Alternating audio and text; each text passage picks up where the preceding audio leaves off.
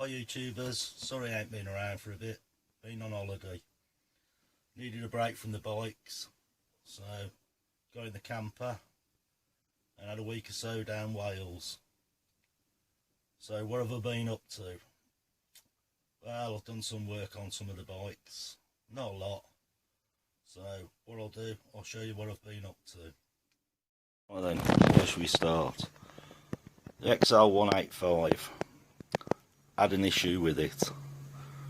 When I took the casing off to polish it, when I put it back together,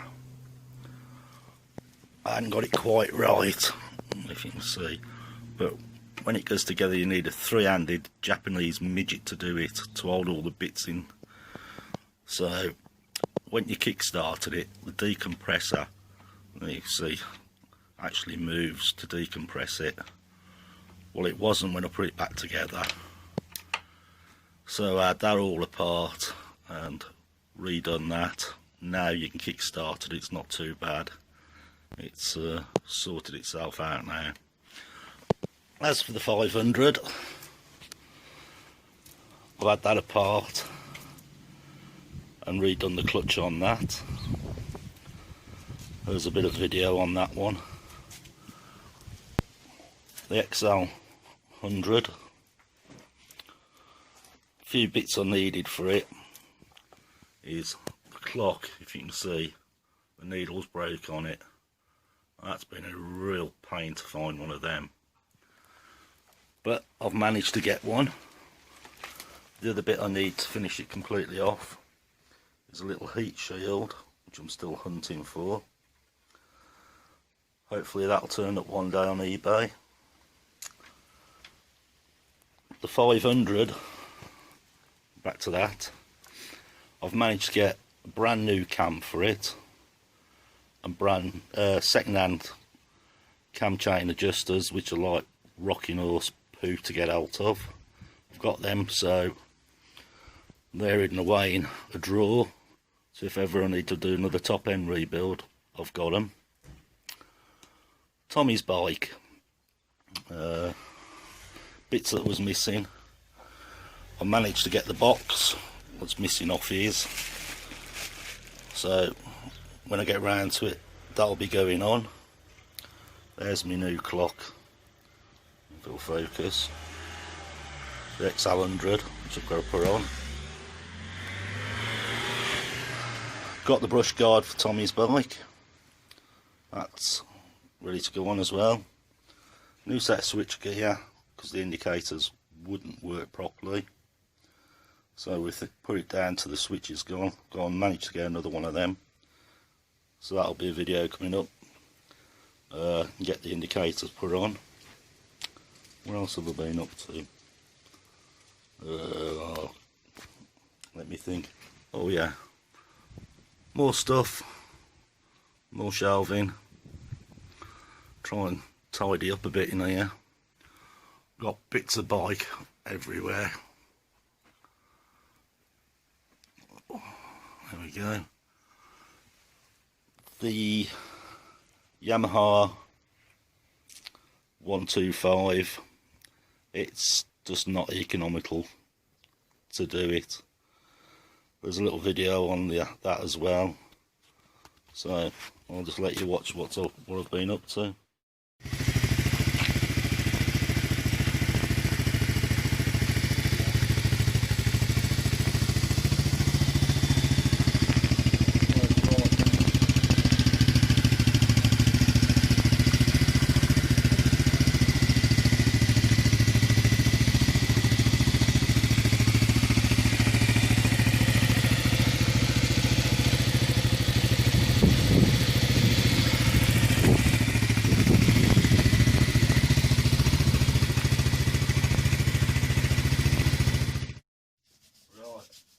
As you can see, I've got the clutch out, because I don't know if you remember when I built this one, when I first rode it, I couldn't get the clutch to disengage.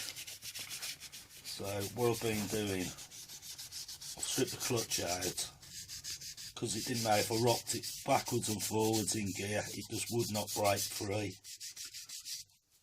So So what I'm doing, I'm cleaning them up.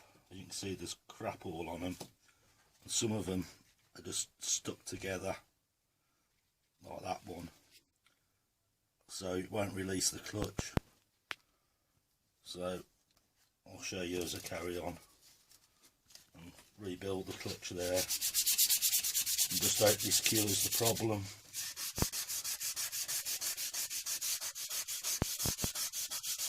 This one was actually stuck to the clutch plate because it's been, I don't know how long it's been standing before I had it and how long it stood, but when I first bought it, when I first started it, put into gear, it went lurching off. The clutch was stuck on, but then it broke free, but it's gradually just time sat again. It's happened again. So I'll just carry on doing this and I'll bring you back in a short while. Back on the XT. It's been sitting there for a few weeks now because piston rings with sea solid in it. So every day when I've come in, I've sprayed it with WD-40, generally worked at it, heated it up, see if that would frame, nothing. But eventually I got it. I've got the rings back out. It's took weeks, but I didn't want to spend any money on it. So now I sat there for probably 2 hours yesterday just tapping them with this plastic wire brush. Just tapping them and just gradually working, and eventually they started to come out. So what I'm going to do now, because the bore is so bad,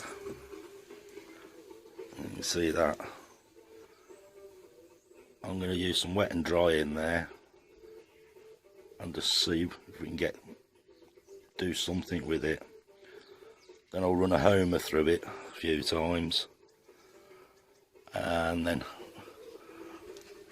I'm going to stick it back together and see what happens. We'll see what happens. All I want to do is just try and get it started after all this time. So I'm going to crack on for a little bit now and get on with it. Well, so I've cleaned this barrel up and it's just non-salvageable. As you can see there, it's just not worth. It's just too deep. So I'm going to put it all in a box and wait until I can find one. Well, it's boxed up. It'll just have to sit around till I find something. At the minute, it's just going to sit in the corner for a while.